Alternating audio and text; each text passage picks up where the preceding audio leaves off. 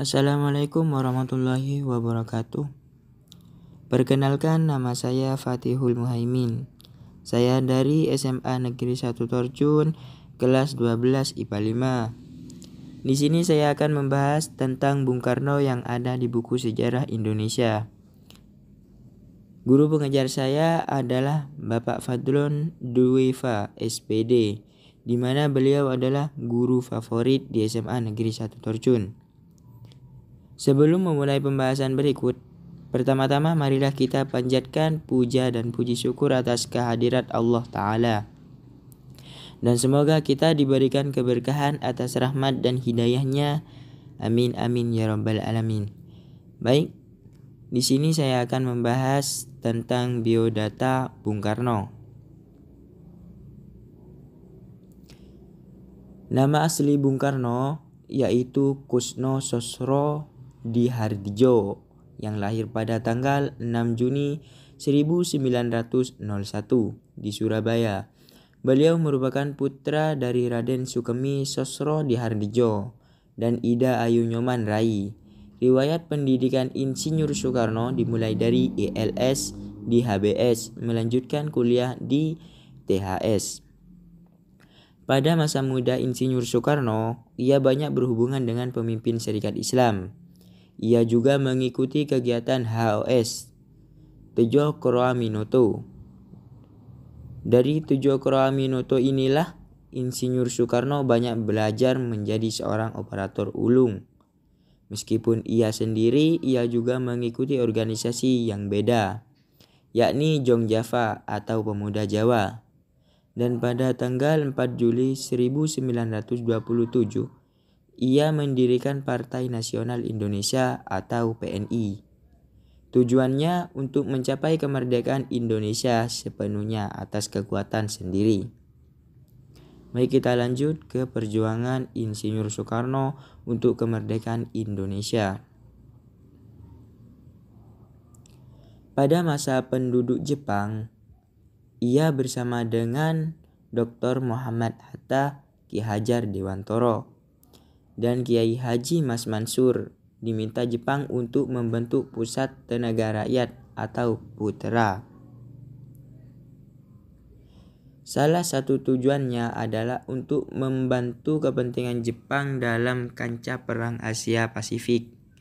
Insinyur Soekarno dan para tokohnya justru menggunakan PUTRA untuk mengakomodasi perjuangan bangsa Indonesia. Itulah sebabnya PUTRA akhirnya dibubarkan oleh pemerintah Jepang. Keterlibatan Insinyur Soekarno dalam proses menuju kemerdekaan serta pembentukan negara Republik Indonesia juga sangat besar. Pada saat itulah Jepang mulai terdesak dari kancah perang Pasifik, sehingga mulai memberikan janji-janji kemerdekaan kepada bangsa Indonesia. Pada tanggal 1 Maret 1945 dibentuklah Badan Penyelidik Usaha-Usaha Persiapan Kemerdekaan Indonesia atau BPUPKI.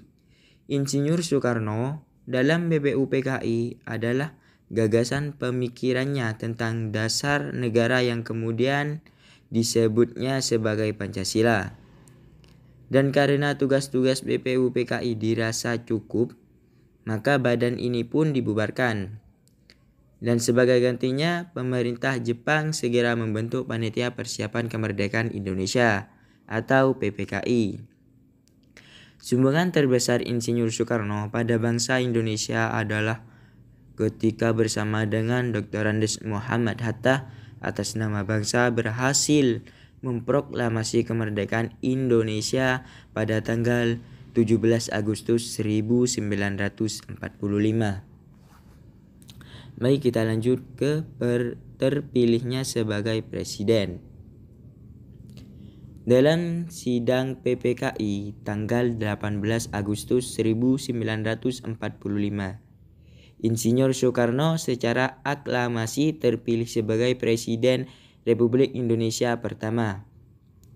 Terpilihnya Insinyur Soekarno sebagai Presiden Republik Indonesia pertama merupakan puncak karirnya di bidang politik yang diembannya sehingga tahun 1967. Kita lanjut ke wafatnya Insinyur Soekarno.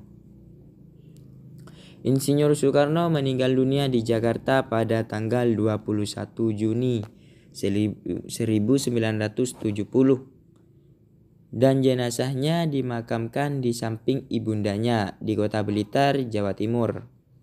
Sebagai wujud rasa terima kasih bangsa dan negara atas jasa-jasa Insinyur Soekarno, pemerintah Republik Indonesia telah menganugerahkan gelar kepada Insinyur Soekarno sebagai pahlawan proklamasi atau berdasarkan SK Presiden Republik Indonesia nomor 081-TK-1986 tanggal 23 Oktober 1986.